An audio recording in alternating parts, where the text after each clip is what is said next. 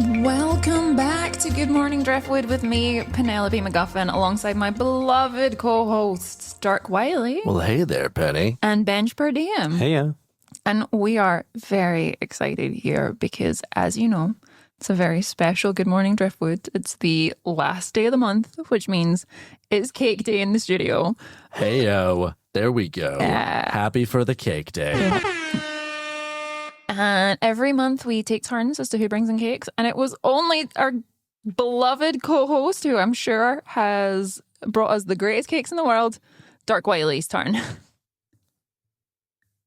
I mean, I gotta be honest, I kind of forgot about cake day this month. Forgot about cake day. I really get excited about cake day, but I usually associate it with you guys bringing cake. And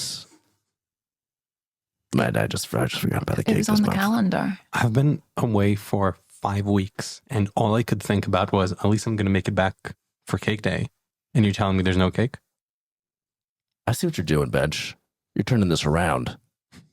You're turning this around on. We were expecting you to bring all this glorious food back from the road. Some shoe caviar. And now you getting back and I don't have cake for you. And now this is you're kicking me in the face for not having cake from my pal Bench. Turning this back around implies that it's been directed one way already, which I don't think it has been. I feel attacked right out of the gate. And it's valid because I should have brought cake and I don't have cake. But look, sometimes you expect cake and you get bread. Oh, no. And I did bring my loaf of bread that I bring every day. No. Too many seeds. Don't make this the moral of the story. No. Don't make it that So this you guys is aren't going to accept my bread offering. It's a nice sourdough today. I'll eat the bread, but don't try and make this. I could put a candle in the bread. You've not done as a good favor, and this isn't a learning moment for us as people. In life, Do you think you get your expectations up and you want cake, but life gives you bread, and that's more sustenance and that's more valuable. Sorry, Dirk, you said candle. Do you think that all cakes are birthday cakes? Obviously. You can have cake when it's not your birthday. Yeah, but then you become a new celebration. It's still candle worthy when you have a cake, whether it's not a birthday cake, could be a Christmas cake, could be a Tuesday cake, but you need a candle in that cake.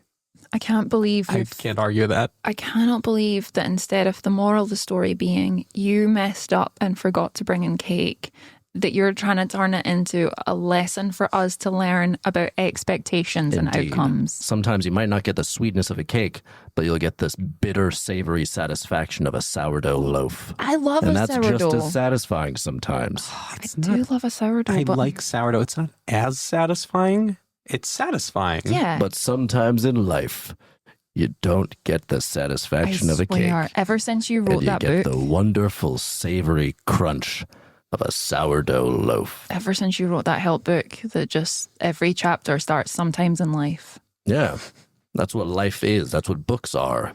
Little tastes of life, and each chapter is, hey, sometimes in life, etc. Sometimes in life. Yeah. Etc. etc. Your sourdough is remarkable that it is crunchy on the inside. I still don't know how you do it, but it's impressive. It's a good sourdough. Wiley family recipe. That sourdough starter has been in my family for generations. We found it on the Isles hundreds of years ago. We didn't actually create it. We found it. Are you sure in the swamps to the south. And we just bake it into bread. And that's how I don't understand the exact chemistry of how it works as well to become crunchy on the inside. And you're sure it's a sourdough starter? Well, it tastes similar to sourdough, so we just call it sourdough. It's good sourdough. sourdough. It's You guys have enjoyed it in the past. Yeah. That's also how you get the candles to stick in it, because the soft bit is on the outside. So, you can't really, as if it was a normal bread loaf, you're not getting through that sourdough. Yeah. Sourdough, crispy, crunchy. Sourdough crispy. You know what I mean? So you're not going to be able to get a candle in there if you're going through that crispy, crunchy. You got to go into the soft mush. That makes sense. Spongy, squeezy. Not to make Do you have any other descriptive words for bread? Because I'm really enjoying it. Okay, well, you've got crispy, crunchy for the outside of a normal sourdough. Yeah. You've got, what was it? Squeezy. Squeezy. Mushy squeezy. Mushy squeezy. And then Those are really the only two. That's Those are the big ones. Sometimes you get a However, fluff. I would say you've got an anticipatory when you're going in to take a bite of the sourdough, you get the waft. Yes. You get the sort of sourdough breeze that you get before you take a nice bite of sourdough bread. And I'd call that airy fairy. That makes, Very fair. air Because it's like the sourdough fairy is giving you like, ooh, here you come. The sourdough is coming to your lips.